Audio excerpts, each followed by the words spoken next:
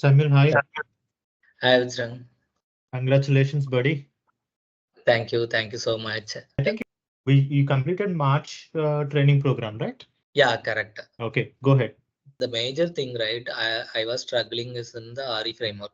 I didn't get the concept properly. Once you taught me like within one day, you teach me that entire concept. After that only I can understand this is the use of the RE framework. If you are into like watching lots of videos, you don't get that 100% what's there. It was very easy for me to understand.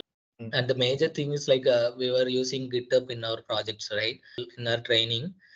So in interviews, they were asking about have you worked with GitHub? So to be honest, in my organization at the time, we were not using any source control management and all.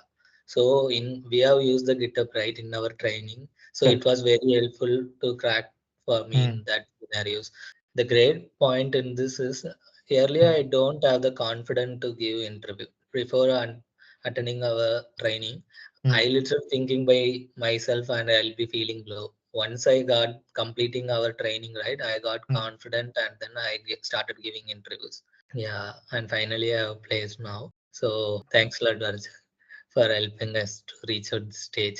All the best and congratulations once again. Yeah, Vajran, thank you so much.